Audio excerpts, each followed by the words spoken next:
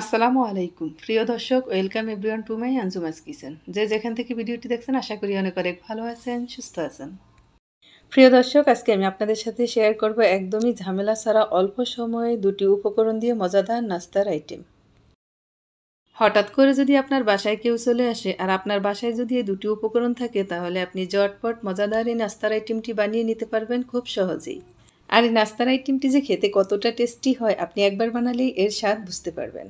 প্রিয় দর্শক, তো চলুন ভিডিওটি শুরু থেকে শেষ পর্যন্ত দেখে নিন। আশা করছি ভিডিওটি আপনাদের অনেক অনেক বেশি ভালো লাগবে। প্রথমে একটি পাত্রে আমি কনডেন্স মিল্ক নিয়ে নিলাম। কনডেন্স মিল্কের সাথে পরিমাণ মতো পানি অ্যাড করতে হবে। পানি অ্যাড করতে হবে একদমই পরিমাণ মতো, মিষ্টির স্বাদ বুঝে। এর সাথে কোনো রকম অতিরিক্ত চিনি দেওয়ার দরকার নেই।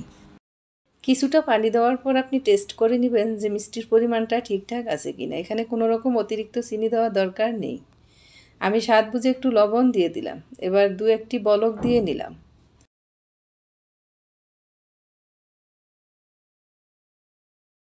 এভাবে নেড়ে ছেড়ে 2 থেকে 3 বার দুধটাকে এভাবে ফুটিয়েই নিতে হবে। দুধ যখন এভাবে 2-3 বার ফুটে উঠবে, এবার সাথে আমি হাফ কাপে 2 কাপ পরিমাণ সুজি অ্যাড করে দিব। সুজি দেওয়ার পর কিছুক্ষণ এভাবে ভালো করে নেড়ে ছেড়ে নিব। এরপর সাথে আরও কিছুটা ময়দা অ্যাড করব। অল্প সময়ে অল্প উপকরণে যদি মিষ্টি জাতীয় মজাদার কিছু খেতে মন চায়, তাহলে ঝটপট এই নাস্তার আইটেমটি বানিয়ে নিতে পারবেন খুব সহজেই। আপনি এই নাস্তাটি যদি আপনার বাসার সকলকে খাওয়ান, তাহলে আপনার বাসা ছোট থেকে বড় সকলেই অনেক অনেক বেশি পছন্দ করবে। আর এই পিঠাটি যদি আপনি মেহমানদের খাওয়ান, তাহলে মেহমানরা আপনার এই পিঠার অনেক অনেক বেশি প্রশংসা করবে। এবার সাথে হাফ কাপ ময়দা অ্যাড করলাম। ময়দা দিয়ে এবার ভালো করে ডো বানিয়ে নিতে হবে। এ পর্যায়ে চুলার আঁচ কিছুটা কমিয়ে রাখতে হবে। কমিয়ে রেখে এভাবে সুন্দর করে ডো বানিয়ে নিতে হবে। ডো শক্ত বা নরম করা যাবে না। আমরা রেগুলার রুটির জন্য যেভাবে ডো বানিয়ে থাকি ঠিক সেরকমই হবে। ঢাকনা দিয়ে ঢেকে চুলা অফ করে দিয়ে কিছুক্ষণের জন্য রেখে দিব।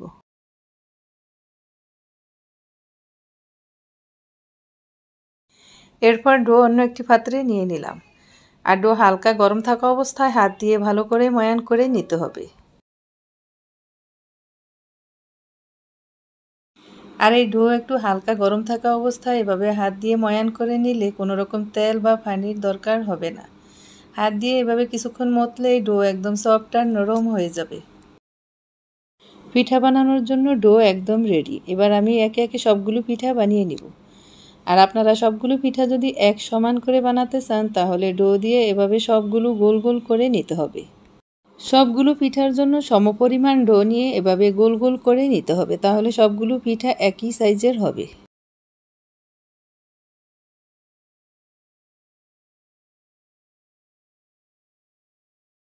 প্রিয় দর্শক, দেখার সৌন্দর্যের জন্য আমি পিঠার উপরে সিম্পল একটি নকশা করে নিব। আপনারা চাইলে আরও সুন্দর সুন্দর নকশা করে নিতে পারেন।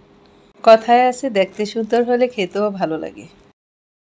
প্রিয় দর্শক, আমার আঞ্জুমাস কিচেন চ্যানেলের ভিডিওগুলো যদি আপনাদের ভালো লেগে থাকে, তাহলে অবশ্যই ভিডিওতে একটু বেশি বেশি লাইক আর শেয়ার করে দিবেন। আর আমার চ্যানেলে যদি আপনি নতুন হয়ে থাকেন, তাহলে চ্যানেলটিতে নতুন নতুন ভিডিও পেতে চ্যানেলটি এখনই সাবস্ক্রাইব করে নেবেন। আমাকে বেশি বেশি করে সাপোর্ট করবেন, আরও সামনের দিকে যাতে এগিয়ে যেতে পারি। আপনাদের সাপোর্ট পেলেই আমি আরও সামনের দিকে এগিয়ে যাওয়ার উৎসাহ পাব। পিঠা বানানো রেডি। এবার পিঠা ভাজার জন্য আমি ফ্রাই প্যানে অলরেডি তেল গরম করে নিয়েছি।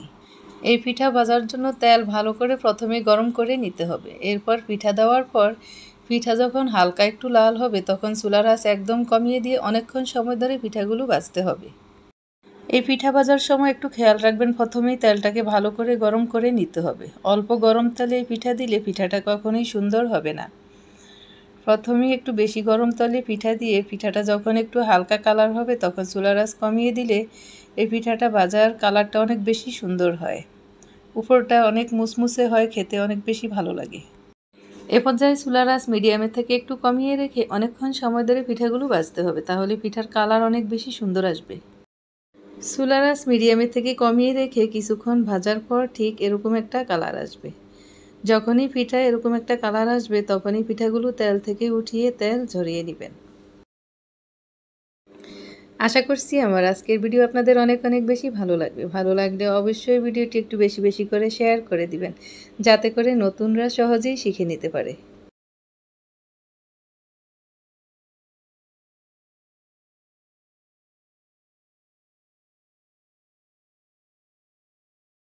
প্রিয় দর্শক, যারা আমার চ্যানেলে এখনও নতুন আছেন তারা অবশ্যই চ্যানেলটি সাবস্ক্রাইব করে দিবেন। আর অলরেডি যারা সাবস্ক্রাইব করেছেন তাদের জন্য অনেক অনেক ধন্যবাদ, আর সকলের জন্য অনেক অনেক শুভকামনা রইল।